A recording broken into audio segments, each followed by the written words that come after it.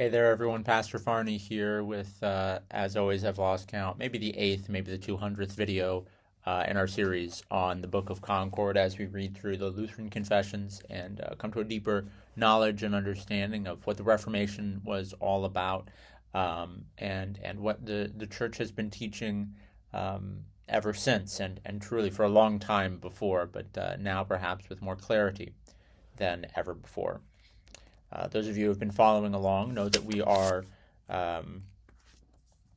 probably 5 or 6 videos into the apology on Article 4 on justification, which also touches on Articles 5 and 6. We've spent a long time here, and we'll hope to wrap up with that today.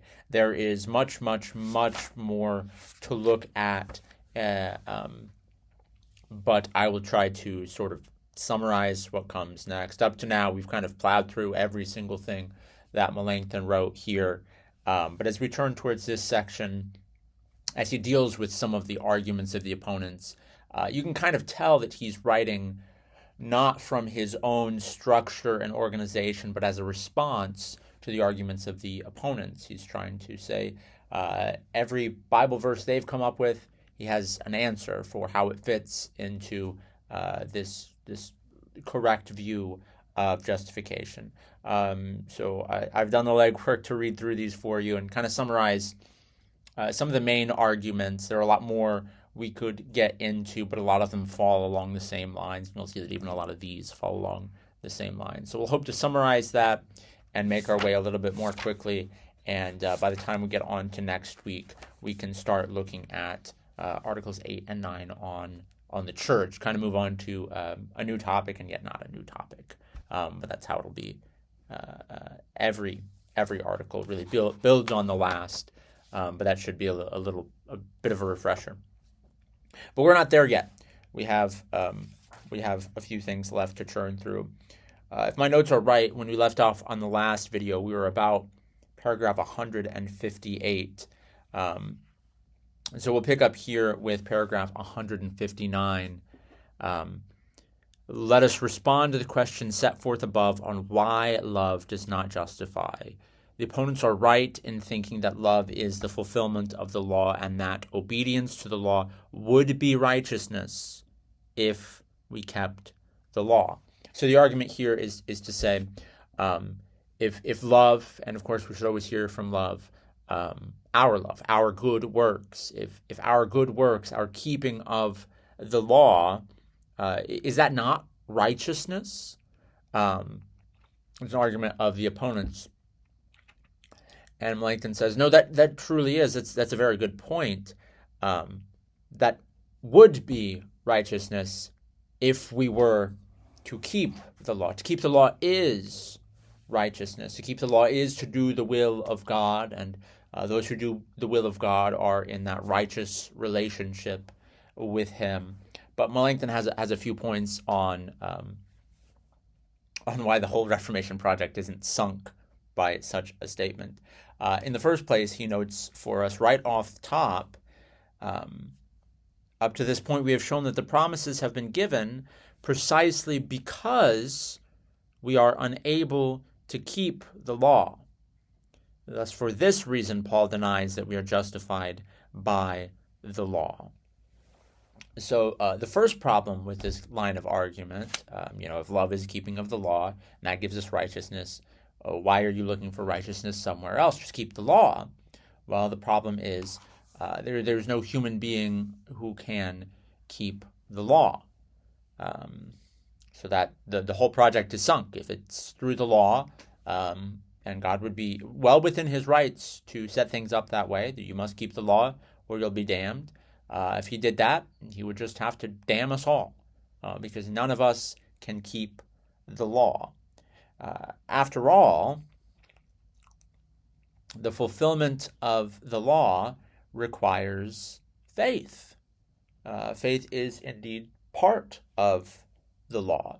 I've said many times we should not set faith up as the one good work you have to do to merit salvation.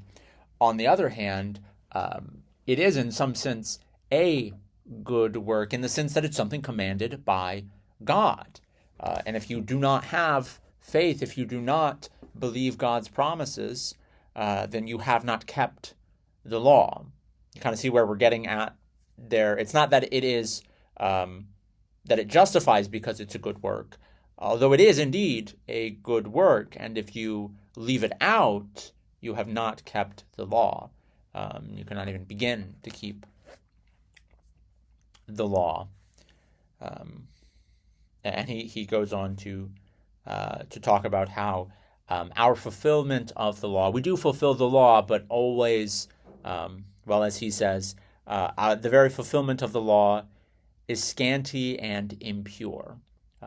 So we do good things, but not as many, and with often mixed motivations. We do not keep it fully and completely as well as we need to merit a perfect relationship with God that we seek, that we find through faith. And so because of that, because the honest human always knows that they have not kept the law as much as they should have, you will find that the law, though it is not itself a bad thing, brings on to our hearts many things that we would consider at least unpleasant. The law does not make us guilty, but it shows us our guilt. It terrifies consciences. It brings no comfort to us because we know that we have not kept it. And so this is that very existential turn of the Reformers to say, we know that the law cannot justify because it does not bring comfort to us.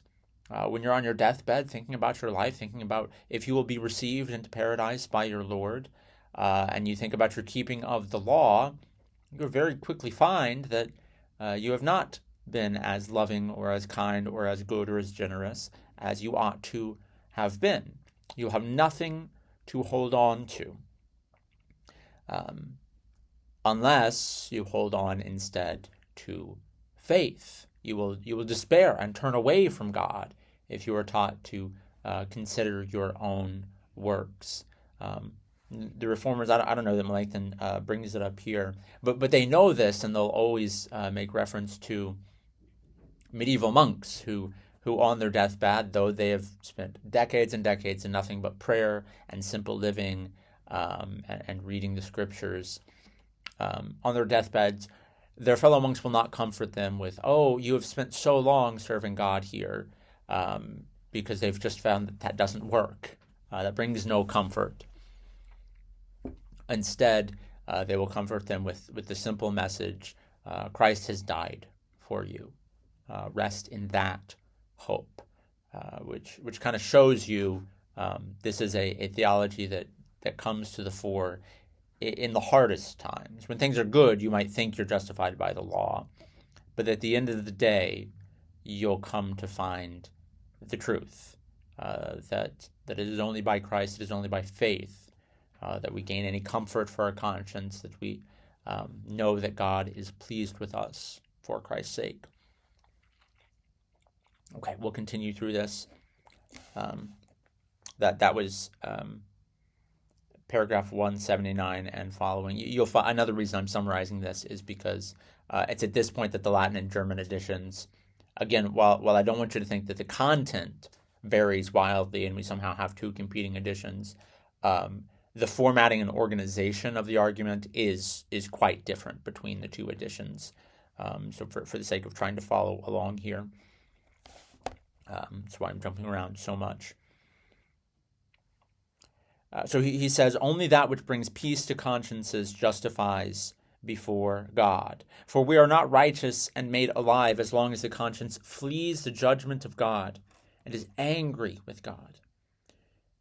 Faith alone brings peace to consciences. According to this passage in Romans 5, we are justified by faith.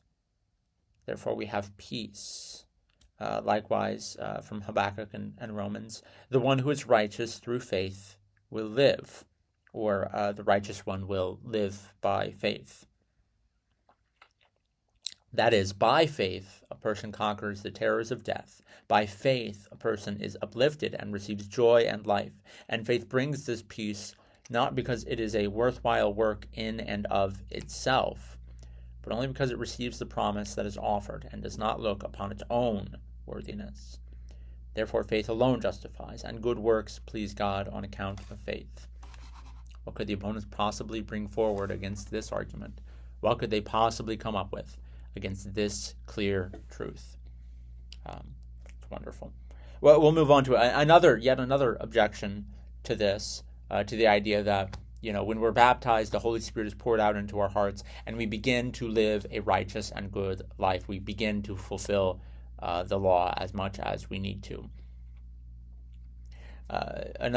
Melanchthon's fourth argument against this: Christ does not stop being our mediator after we are reborn. They err who imagine that he has merited only a first infusion of grace, and that afterward we please God and merit eternal life by our fulfillment of the law. Christ remains the mediator, and we must always affirm that because of him we have a gracious God, even though we are unworthy. You understand the argument here? The opponents say, well, yes, of course, Christ brings us into this relationship with God, and then he kind of sets us off to do our own thing, to keep the law for ourselves. So Christ does the first part, and you do the rest. And Christ kind of steps back and says, go on, he pushes you out of the nest and lets you fly.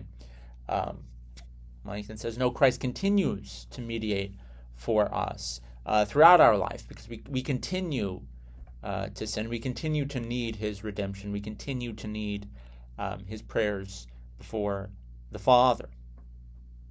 And it is only on that account that we can believe that we have a gracious God, not on account of the law, but on account of Christ. That's why we call Christ our high priest, because he continues, he has offered a sacrifice once for all, and he continues to intercede for us before the Father.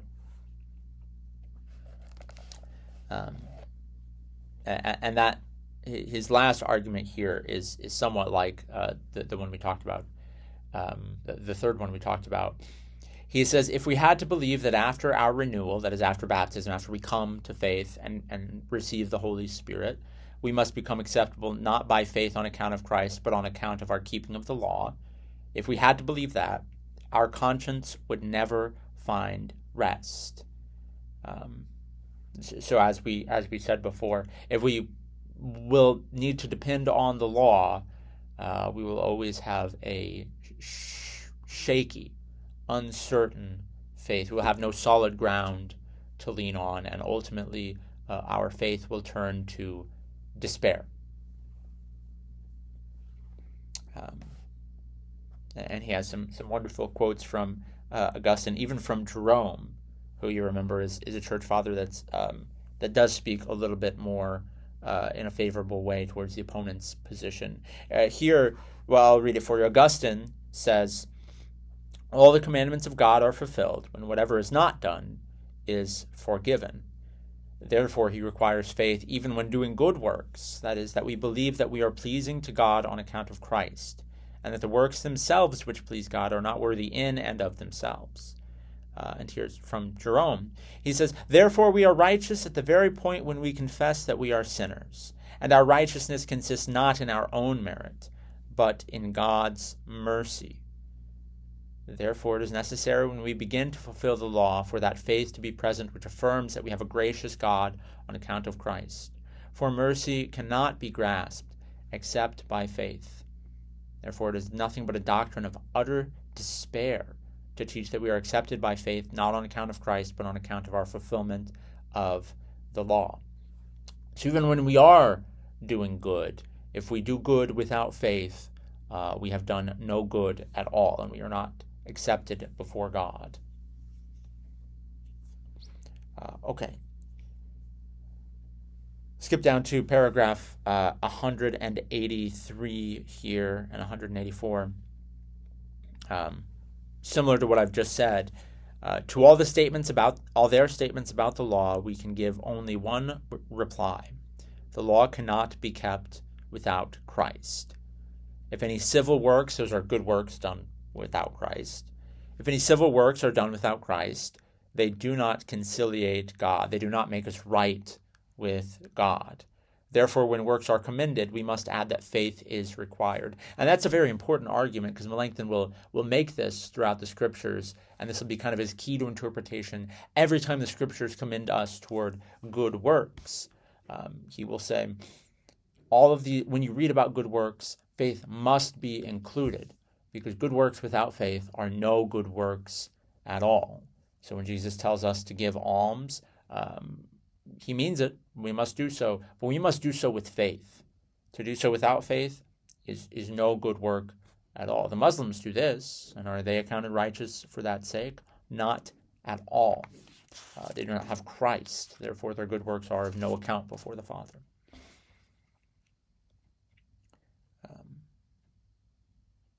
Okay. Therefore, when works are commended, we must add that faith is required, that they are commended on account of faith, because they are the fruits and testimonies of faith. So whenever anyone is praised for doing good, they're praised for doing good because it comes from their faith in God, not because it's so impressive to do good. Okay, we'll move quickly here and pick up perhaps with paragraph 207 here. I think this is a really helpful illustration. He's talking about sacrifice, Old Testament sacrifice. He says this ungodly opinion about works that they themselves justify and make us right with God always clings to the world.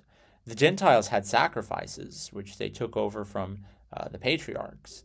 They imitated their works, but did not retain their faith. Instead, they thought that those works were an atoning sacrifice and payment, that on account of which God was reconciled to them. So his argument here is, when you look at the ancient pagans, they too had sacrifices. He even draws the source of those sacrifices to the right sacrifices of Adam and Abel. He says that those were retained, but the faith that drove those sacrifices was not retained. So also the people of Israel imitated these sacrifices with the notion that on account of those works, God was appeased ex opere operato, that is, by the mere observance of the rite, by the rite done even without faith. Now we see how vehemently the prophets rebuke the people. And I think this is very helpful as we read through the Old Testament. God commands sacrifice. If God commands it, you should do it. And then you'll read over and over again that God is not pleased about these sacrifices. And you go, well, what's the deal, God? You commanded me to sacrifice, and now you're not pleased that I sacrifice. Here's what Melanchthon says. It's Psalm 50. Not for your sacrifices do I rebuke you. And Jeremiah 7, I did not speak to them or command them concerning burnt offerings and sacrifices. Such passages do not condemn the sacrifices that God had certainly commanded as outward training in this sphere of life, but they do condemn their ungodly belief, because they kept rejecting faith and maintaining that they appeased the wrath of God through these works. So the idea, he goes on here in paragraph 208, the people of Israel had seen the prophets sacrifice on the high places, and the examples of the saints greatly moved the minds of those who hoped that by similar works they could obtain grace just as the saints did. The people began to imitate this work with remarkable zeal in order to appease the wrath of God through it. But the prophets did not sacrifice in the high places to merit the forgiveness of sins through those works, but because they were teaching in these places and hence giving testimony to their faith. So this kind of answers why God is sometimes pleased with sacrifices and sometimes not pleased with sacrifices. And you of course see the analogy between sacrifices and good works, is that the sacrifices done with faith are indeed quite pleasing to God. If you trust in God to give you all good things, and through your sacrifice you return such things to him, God is very pleased by that.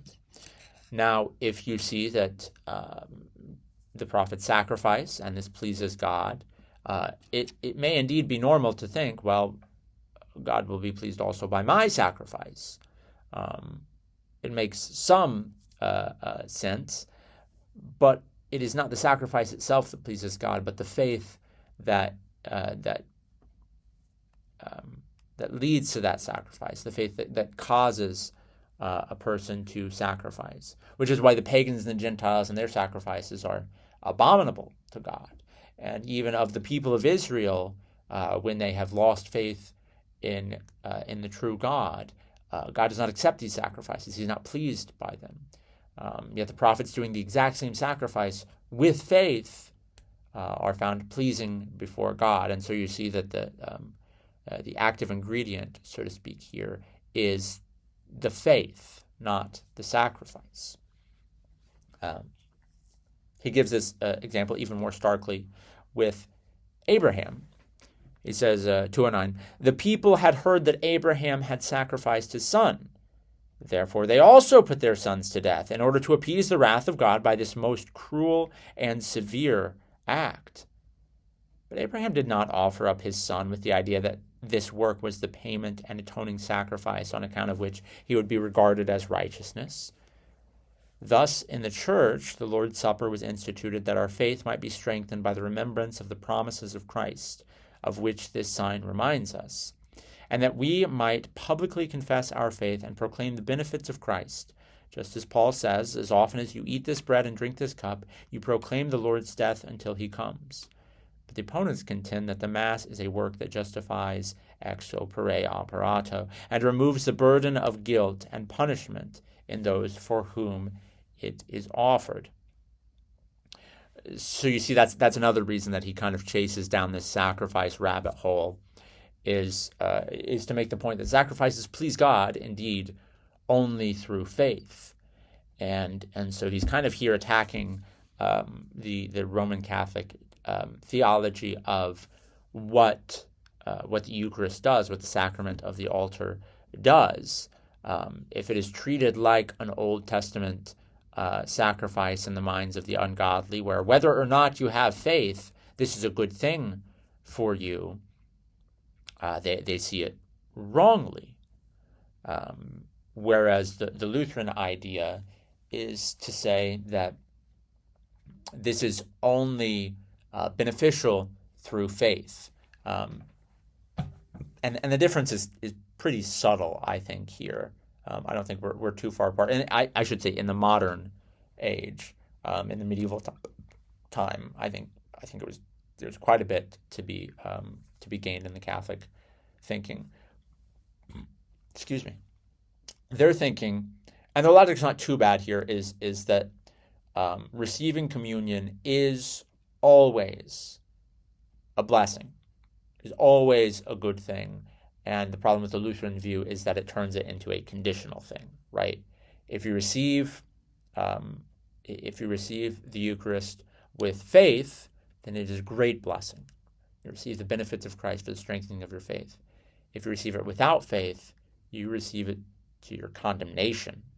And now the body of Christ is a bad thing. Communion becomes a bad thing. Whereas medieval Roman Catholics would say, no, it is always a blessing with or without faith. God is pleased that you do this. He says, if you do this, you will receive these blessings, and he means it. So everyone gets them with or without faith. Now, I think the modern Roman Catholic might say, yes, that's true. It is not, it's not bad for you.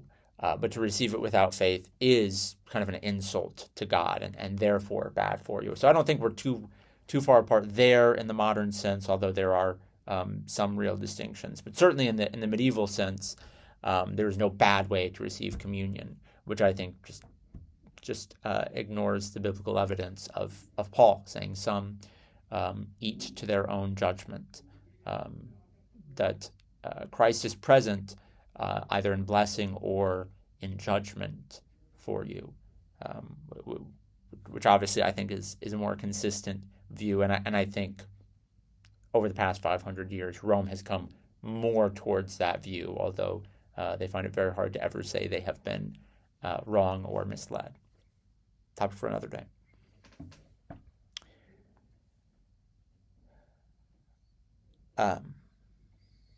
Okay. We will, you see we've made it down to paragraph 211 here. Melanchthon will advance kind of the same argument. There's a reason we're not reading through it completely. He'll advance kind of the same argument that he had with sacrifice or any other good work, that monasticism is a good and helpful thing to go for choose a certain kind of life, either for the sake of study or for the sake of other useful exercises. It's true. If you abandon the world and your family and your job and just go and become a vegetable gardener and read the Psalms, you'll have much time for prayer, and that's a good thing. It is good to have a good amount of time for prayer. And if you do that because your heart is so burning with faith for God, surely that is pleasing to Him. Though, of course, if you stay in your life and do so with faith in God, that is also pleasing to Him. After all, it is not. And if you go off, become a monk without faith, this does not please God at all. So you see the same kind of argument. It is faith that is effective, not the way of life that impresses God. We'll move down here. He'll look over a good number of biblical passages here.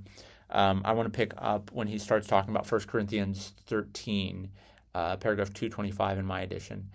You're very familiar with this chapter. This is the great love chapter of 1 Corinthians. You remember that the Corinthian church is a bit of a troublesome one for Paul.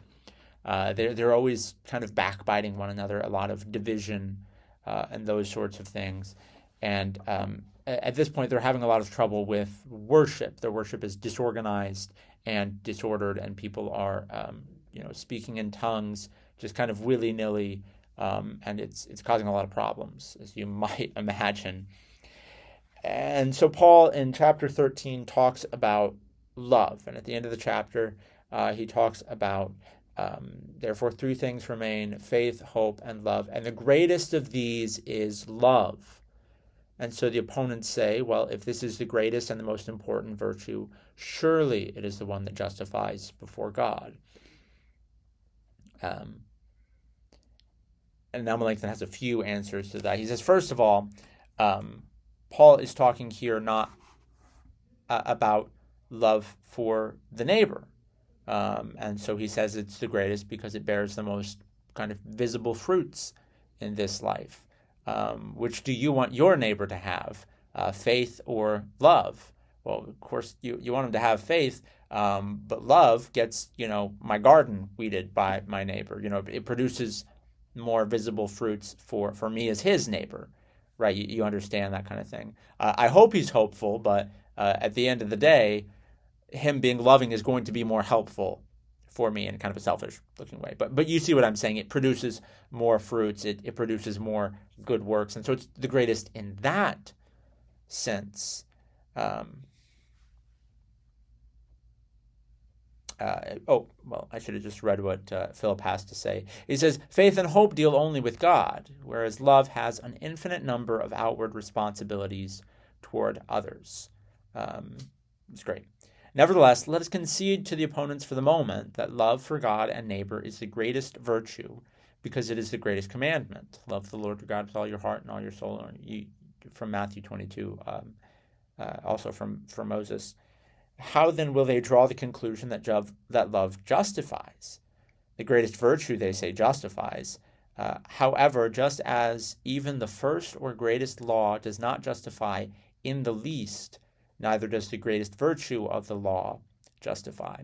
So you see the turn that Melanchthon's taking here is he's not going to say that love is not the greatest. After all, Paul says that, so it must be true. But he says it is the greatest, and then it bears the most fruit. But at the end of the day, it's still the greatest virtue of the law. And so love may be greater than faith, but that doesn't mean it justifies, right? Bill Gates is richer than I am, but that doesn't mean he owns my house, right? So just because it's greater doesn't necessarily make it the one that justifies.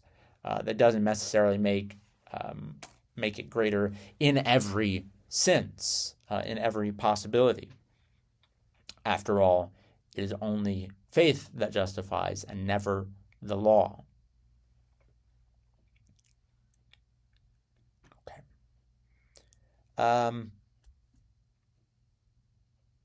Next thing we want to look at here, I think the next nice one, paragraph 238. This passage from 1 Peter chapter 4. He says, love covers a multitude of sins. That's kind of interesting. This actually is not found in the Roman confutation that he's responding to. He seems to be responding to some other polemics against the Lutherans brought out from other authors. But the idea is love covers a multitude of sins. Therefore, fulfilling the law merits us forgiveness of sins.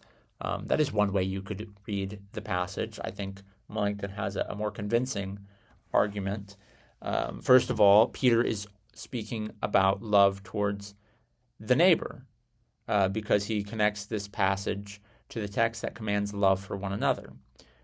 Indeed, it could not have entered the mind of any apostle to say that our love overcomes sin and death, or that love is an atoning sacrifice on account of which God is reconciled apart from Christ the mediator, or love is righteousness without Christ the mediator.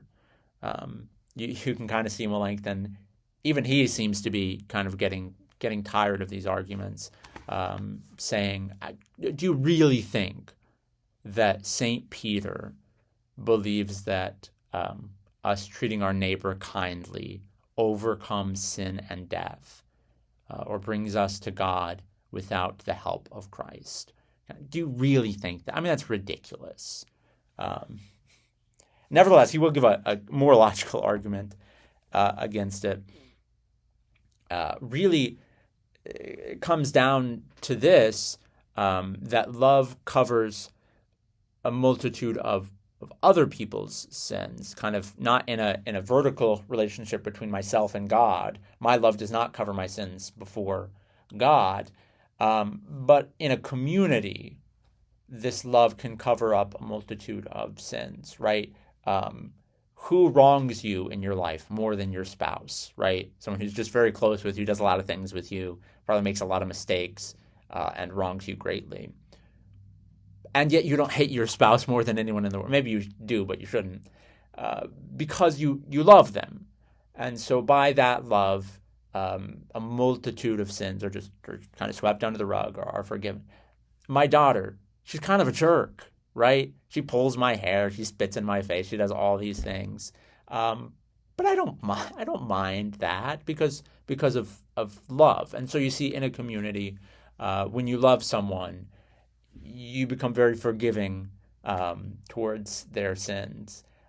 Whereas, if someone has always been a jerk to me, they could do really just the tiniest thing to me, and I won't find myself very forgiving at all. I'll find myself very condemning if someone I'm not very predisposed towards wrongs me, even in the slightest way.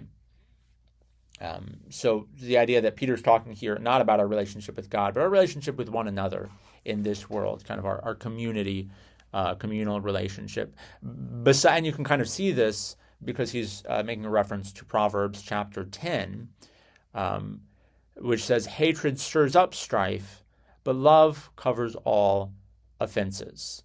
And you go, oh, well, if we have hatred in our community, everyone's going to look with a suspicious eye on everyone else, and you're going to have a lot of dissension and anger and those problems. But a community built on love, with a great deal of love and trust, will be able to kind of deal with those things much more smoothly. This is also how he interprets Colossians 3, which we kind of skipped over because it's a similar argument. So this kind of has nothing to do with justification before God, but simply our communal life with one another, which I think is a pretty convincing reading. Okay, this will be one of our last things. This is paragraph 244. So from James chapter 2, I'm sure you're familiar with this one. They say, "You see that a person is justified by works and not by faith alone." No other single passage is supposed to contradict our position more, but the response is easy and clear. James' words do not pose a problem if the opponents would not read into it their own opinions about the merits of works. But wherever works are mentioned, the opponents attach their own ungodly opinions, that we merit the forgiveness of sins through good works, that good works are the atoning sacrifice and payment on account of which God is reconciled to us, that good works conquer the terrors of sin and death, that good works are acceptable in God's sight on account of their own intrinsic goodness, and that they need neither mercy nor Christ as their propitiator.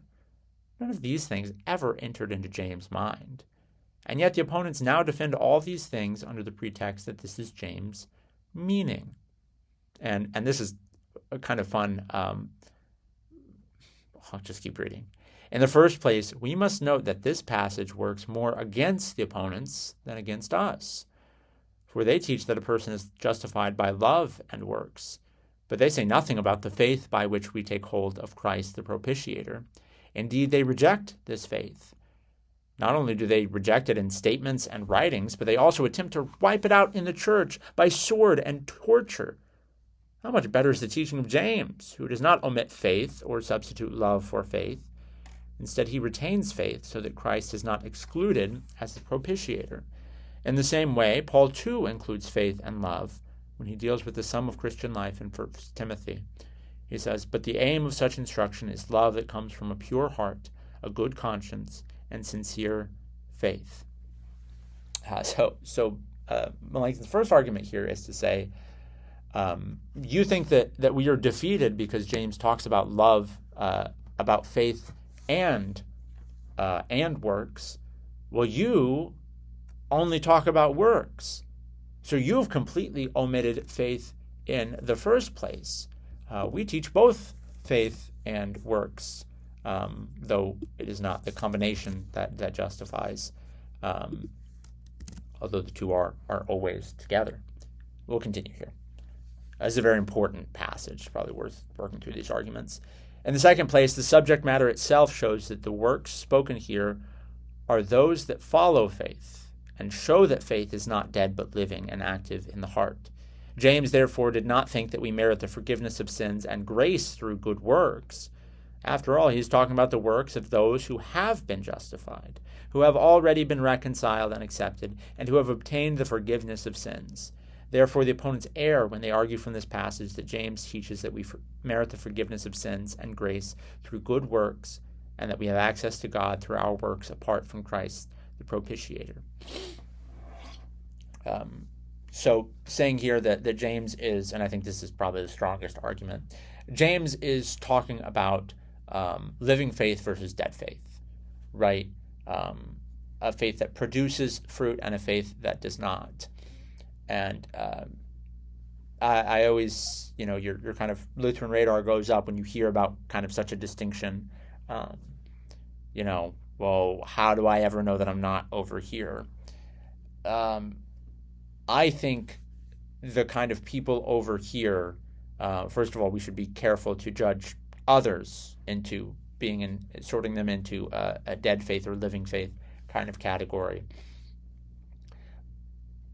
But maybe I'll be a little bold here.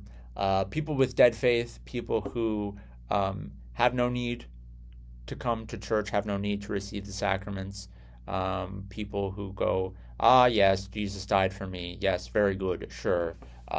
That's all sealed up and done, and I'm done with religion, right? It's accomplished what it needs to for me. I have no obligations towards God. He's got it all taken care of, whatever. I've got my own things to do. I don't owe anyone anything. I don't need to be a good person. Don't care about any of that. I know about Jesus, so I'm free to steamroll right on with my life however I please. Such a person might well fall into this category. Although again, you should not think, oh yeah, I know such and such a person. They're just like that. Their faith is dead. Again, we should be very, very cautious about such a thing. And maybe we should attempt to restore such a person. Whereas the person with a living faith, at the very least, you might imagine, is the person that's asking themselves, is my faith dead or alive? Am I doing good? These sorts of questions for the self will probably show that faith is very much alive and living, which isn't to say that we need to constantly doubt ourselves to prove our faith. You can kind of see that problem too. Like, well, I actually think I've done pretty good. Bam, my faith's dead. No, it's not quite that either. There's some room for honesty in the Christian life of, I've made some improvements. I've got a long way to go. But none of that affects my salvation. That's tied up with Jesus. That's kind of what a living faith looks like. And James is simply encouraging us. You should be continually trying to press forward and becoming more holy and doing more good things and serving your neighbor better and better. This should be something you desire as a Christian, even if your sinful heart makes you very bad at it. I hope you understand what I'm kind of saying here, this difference between living faith and dead faith. If not, just go read the book of James. He'll explain it to you. We'll continue. In the third place, James said a little earlier that regeneration takes place through the gospel. He says in chapter 1, in fulfillment of his own purpose, he gave us birth by the word of truth, so that we would become a kind of first fruits of his creatures. When he says that we are reborn by the gospel, he teaches that we are reborn and justified by faith. For the promise concerning Christ is grasped only by faith, when we set the promise against the terrors of sin and death. James does not, therefore, hold that we are reborn through works. And so, from these things, it is clear that James does not contradict us when he distinguishes a dead faith from a living faith in order to condemn idle and complacent minds who imagine that they have faith when they do not. He says that faith which does not bring forth good works is dead, but he says that faith which brings forth good works is alive. Furthermore, we have frequently shown what we mean by faith. We're not talking about an idle knowledge, such as is to be found in the devils, but about a faith that resists the terrors of conscience, and which uplifts and consoles terrified hearts. Such faith is not an easy matter, as the opponents imagine, nor is it a human power, but it is a divine power, by which we are made alive and by which we defeat death and the devil. So Paul says in Colossians 2 that faith is active through the power of God and conquers death. He writes, you were also raised with him through faith in the power of God. Since this faith is a new life, it necessarily produces new impulses and new works. Accordingly, James rightly denies that we are justified by a faith that is without works. But when he says that we are justified by faith and works, he certainly does not say that we are reborn through our works.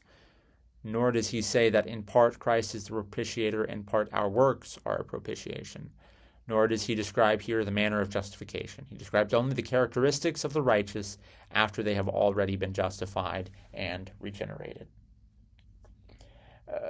So you see, this is kind of goes a step further than we normally go. Faith leads to justification. Justification leads to good works.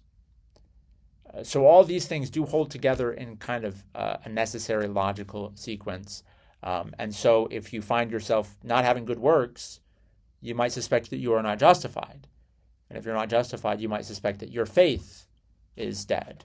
If there's no smoke, you might imagine there's no fire. And if there's no fire, you might imagine that there was not heat and oxygen and those things that causes fire.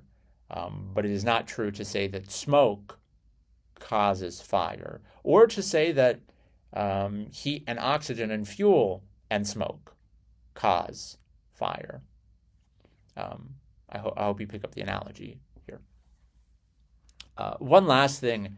I was actually quite surprised when I read this, because I never would have thought to put it this way. I might have even been afraid to put it this way, but it's in the Confessions, so I not only can but must put it this way.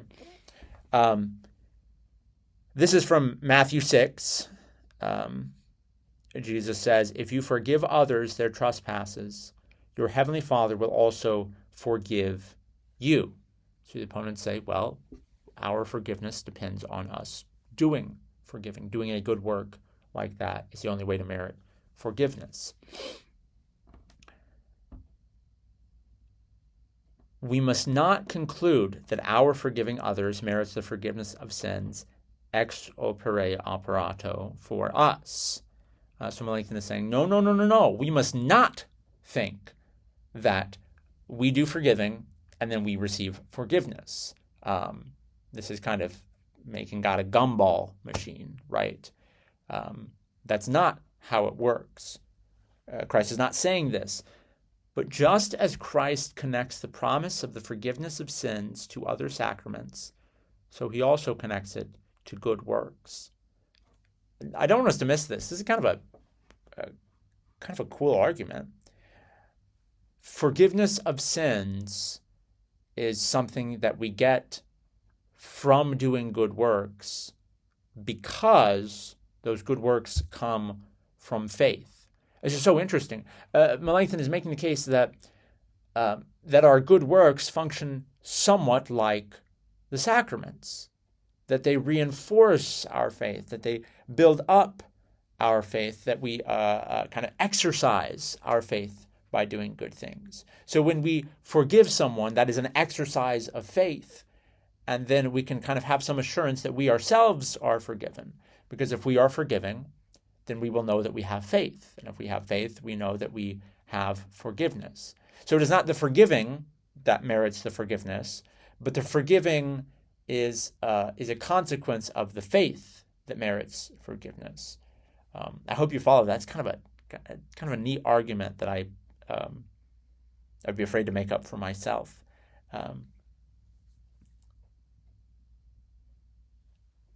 Well, I'll just keep reading. Maybe that'll spell it out even better than I said it. Just as Christ connects the promise of the forgiveness of sins to other sacraments, so he also connects it to good works.